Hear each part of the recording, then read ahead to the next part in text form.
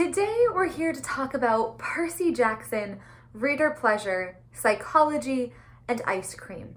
All things that I value extremely highly. But moreover, this video is about why we read.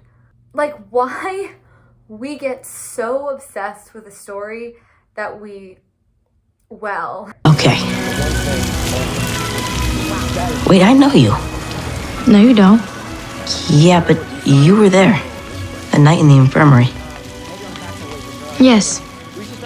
I'm Annabeth. Are you stalking me, Annabeth? The answer is it's because I'm obsessed with the story and I want to live in the story in any way that I possibly can. And I'm sure if you are a reader who is in love with a particular book or in a particular fandom, you can relate to that feeling. And so as writers and as, readers and fans and people who just love getting into story and understand how it works, there are certain things we know about stories, right? There's story theory, Save the Cat, the hero's journey, all of these kind of beat sheets and structures and things. And those are great and they're very helpful for making a story. But what is it that really makes us obsessed? I think it comes back to psychology. Allie Carter once said, "You don't eat an ice cream sandwich because you want a sandwich." Allie Carter is the author of the Gallifrey Girls series, High Society, and a ton of other books. Basically saying that the reason readers came to her books was, yes, because they were tightly plotted, good story theory books, but really it was because of not the structure, the sandwich, but the ice cream in it, the romance, the girl spy vibes, the mansion with the secret passageways, and the kissing scenes. Yes, those are two separate things. The kissing scenes are very important to me. Anyways, this all kind of goes back to psychology and the idea that readers read for pleasure. And as writers, as creators, we want to be giving readers as much pleasure as humanly possible in our books to make reading them as yummy as eating ice cream. So to explore this whole idea, we are going to dive into chapter 17 of Rick Riordan's book, The Percy Jackson, The Lightning Thief. We take a zebra to Vegas, and we're gonna see 4 different techniques for giving readers pleasure in action. So now, if you've never read this book, that's okay. It's about a kid who finds out that his father is a god and he goes on a quest, and that's pretty much all you need to know to understand this video. In the first scene of the chapter, Percy and his allies Annabeth and Grover are talking, just came back from an adventure where they got Ares, the god of wars, shield back, and they survived a trap. It was like a trap. Percy gets real mad at Ares, although Ares does eventually reveal that Percy's mother wasn't killed at the beginning of the book, merely taken as a hostage. Pretty short, almost transitional scene, but it's a great one, and it is because it touches on pleasure buttons. This is our first technique. Pleasure buttons are things that we are hardwired to like, and therefore they are things that authors can push on in our thinking. I listened to these during a TED Talk with Lynn, which I will link below. She is a researcher of psychologies for readers and in stories, and she has applied her theories to her own books, which is so cool. But she says that these pleasure buttons include or are touch, wealth, beauty, power, competition, and danger. In this scene here, the major pleasure button we're pushing on is power. Ares is the god of war. Percy is a 12-year-old.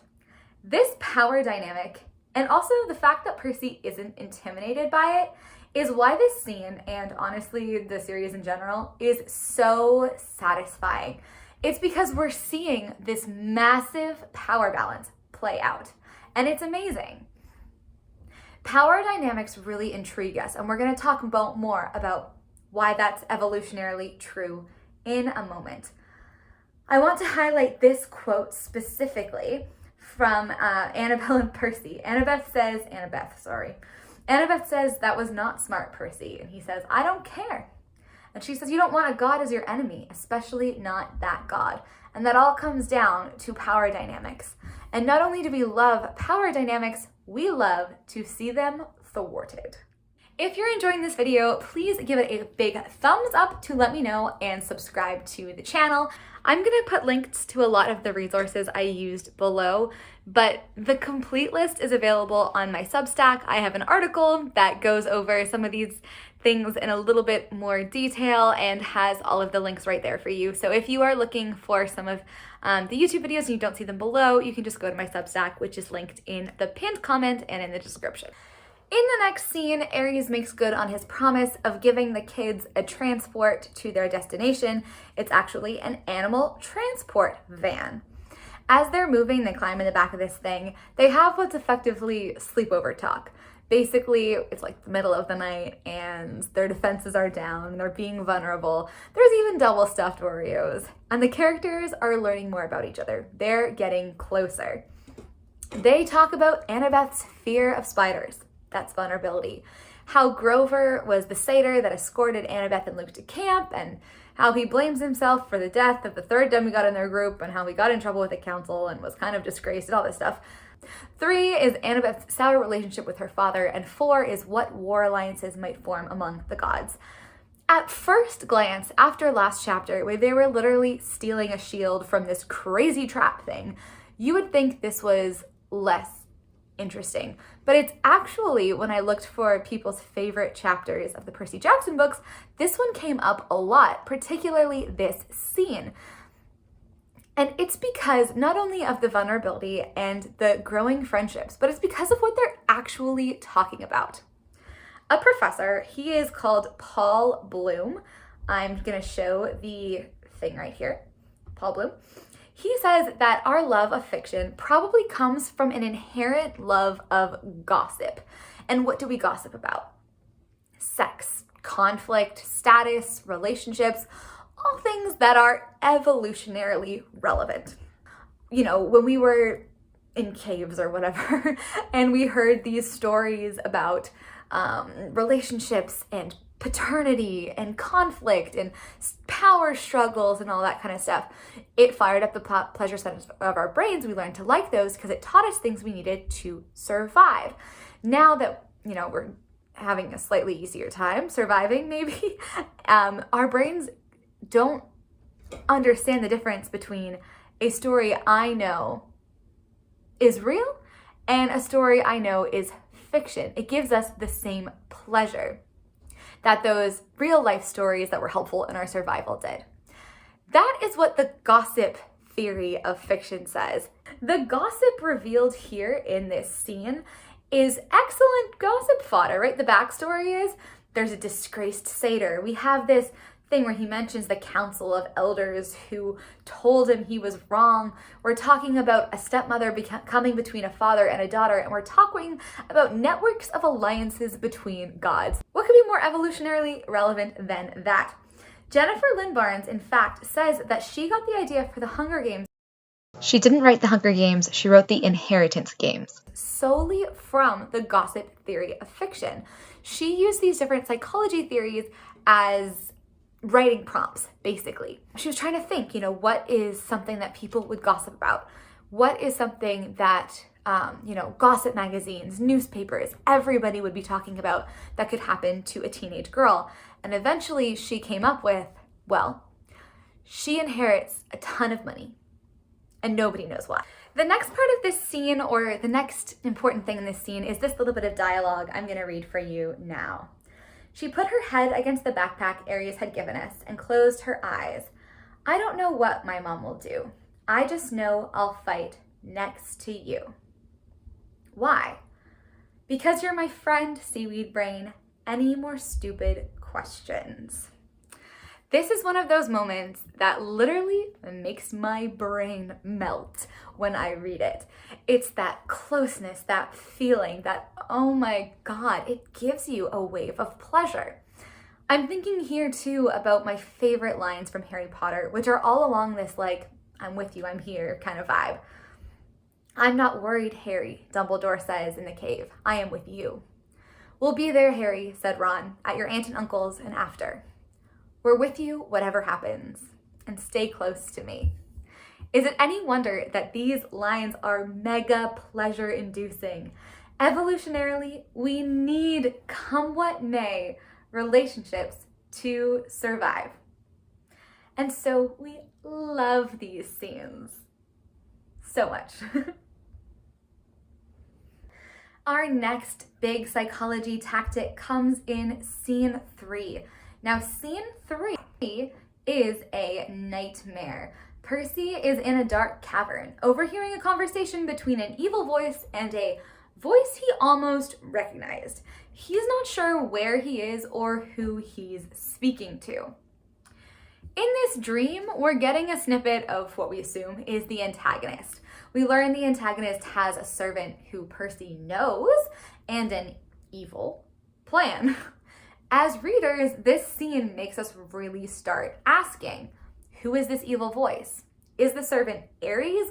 Where are they anyways? How will Percy get his mother back? Etc., etc. This scene serves to inform us that there is a larger plan at place, so we can start kind of guessing what it is. A lot of people have pointed out that the reason Harry Potter is so popular is because they're kind of crime books inside fantasy novels. In Philosopher's Stone, the question is, who stole the Philosopher's Stone? In Chamber of Secrets, who stole the Chamber of Secrets? Prisoner of Azkaban, how did he get away and why does he want to kill Harry? And on and on and on. It's a big mystery. And psychologically, mystery gets us to engage more actively with what we're reading. So as readers, when we know there's this other stuff at play, we're theorizing, we're gap filling. We have a desire to understand how another person's mind works. So we're trying to kind of like mind read. It's higher order thinking that those sort of mysteries engage us in. Remember, that's another aspect of the inheritance games, which is, why did he leave her all this money? Percy Jackson, first it's who is his father, and then it's what's the big plan? Where's the mother? How will he get her back? What's that evil voice? This kind of scene is inviting the reader to solve the mystery themselves. Instead of merely understanding or even analyzing, when there's a mystery for us to solve, we're now synthesizing, which means we're considering individual story elements in order to draw conclusions, evaluating, and creating, which means authoring in our heads what will happen next. This increases our engagement with the story as a whole, which keeps us reading, not just, to find out if we're right, but because we love the thrill of trying to figure it out.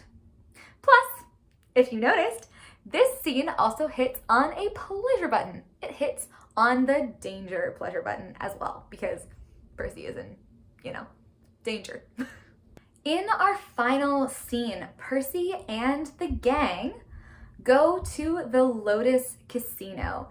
Now, the Lotus Casino is bananas. I'm gonna show a video of it in here, but the description is it's a giant game room. There's water slides and a climbing wall, bungee jumping, virtual reality, snacks, everything you could ever wanted. It's literally a 12-year-old's dream. Unlimited money, unlimited junk food, luxury rooms, and games for every kind of person. There are literally 5 full paragraphs describing how cool this place is. Percy could have been stuck in any old place for 5 days. The casino has this whole time messing with situation. But Rick Riordan instead puts him in a preteen fantasy. Why? Why does he do that? Because the casino is not only Percy's wish fulfilled, it's the readers. Like in many romance novels, Cinderella stories, even Chosen One stories, we're immersed in a fantasy, true love, financial freedom, an unbreakable group of friends, a purpose that elevates us beyond the ordinary, and we love it. In fact, if we look at all of the fandoms that are super duper big, not the Hunger Games. I don't know why the Hunger Games is on this list. I don't want to go there, but apparently some people do, I don't know. But things like going to Hogwarts, getting a ton of money and suddenly like owning all of these mansions and houses around the world and living with 4 hot boys who are obsessed with you, and Narnia, the magic, like all of these things are huge wish fulfillment, fantasy things for us. And that, again, we want to be there. We want to have ourselves in those situations. And so there we are again. It brings us pleasure. So there we go. 4 psychological tricks, but 4 psychological techniques that our favorite authors used to get us to keep reading. So tell me, what series haven't I mentioned that you can see connections in? And if you're a writer, what would you think about applying some of these things, and how would you apply them to your work? Thank you so much for watching. I'm Nicole Wilbur. I post videos every Friday about writing. I'm an author, and stories and story theory and doing analysis like this. If you liked this one, you might really like my Bridgerton breakdown case study and my A Good Girl's Guide to Murder case study, which are all teaching things about story and writing by analyzing our favorite books. Thank you so much for watching, and I will see you next time.